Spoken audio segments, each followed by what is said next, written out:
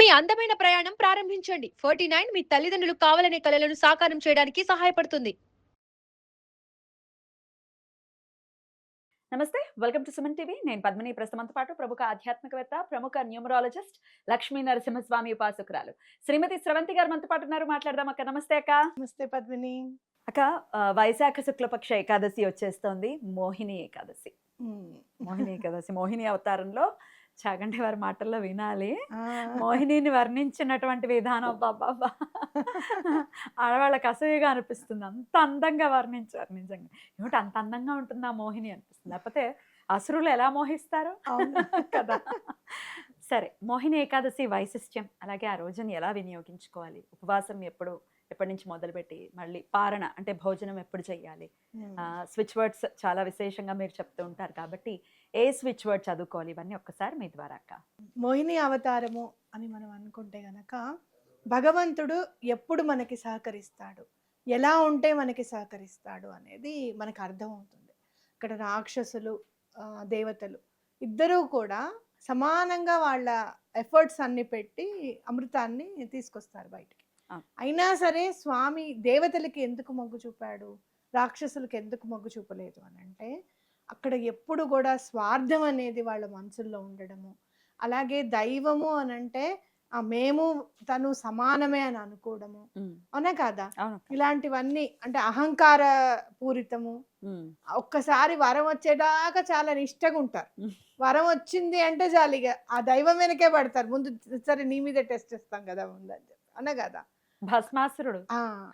అలాగే ఎప్పుడు కూడా దైవం కంటే కూడా, యూనివర్స్ కంటే కూడా, విశ్వానికంటే కూడా, ఈ పంచభూతాల కంటే కూడా మేము చాలా గ్రేట్, మాకు చాలా తెలివి ఉంది అని అనుకుంటారు.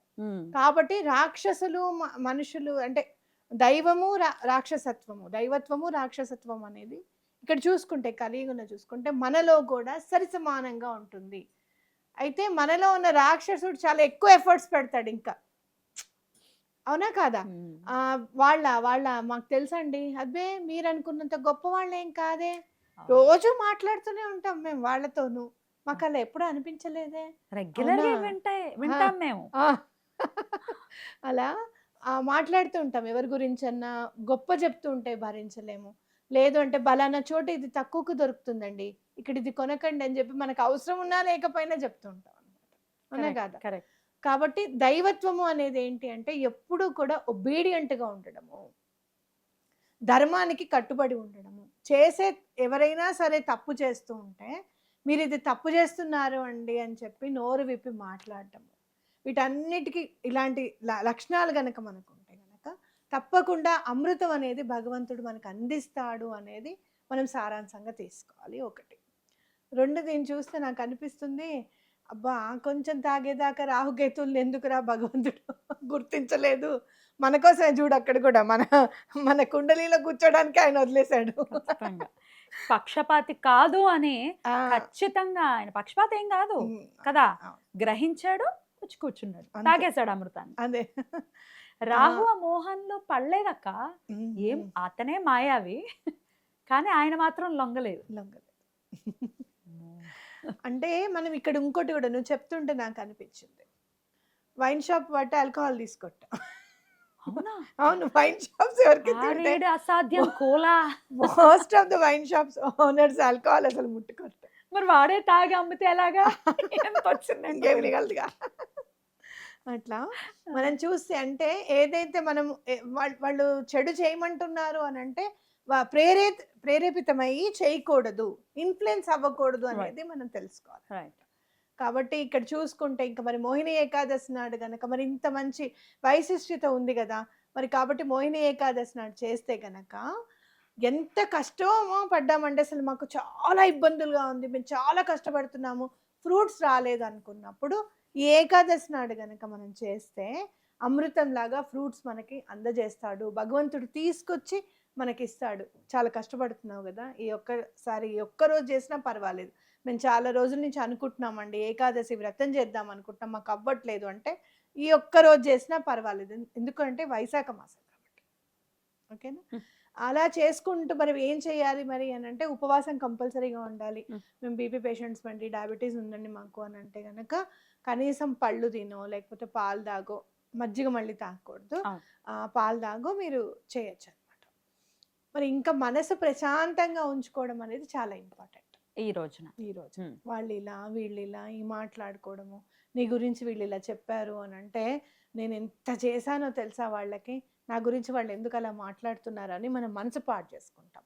అలా ఎప్పుడు కూడా జరిగిపోయిన విషయాల గురించి ఏవి కూడా గుర్తు చేసుకోకుండా స్వామి మీదే ధ్యాస పెడితే కనుక తప్పకుండా మనకి పనులు అవుతాయి అని చెప్పుకోవచ్చు. అలాగే మనం ఇందాక చదువుకున్నాం కదా,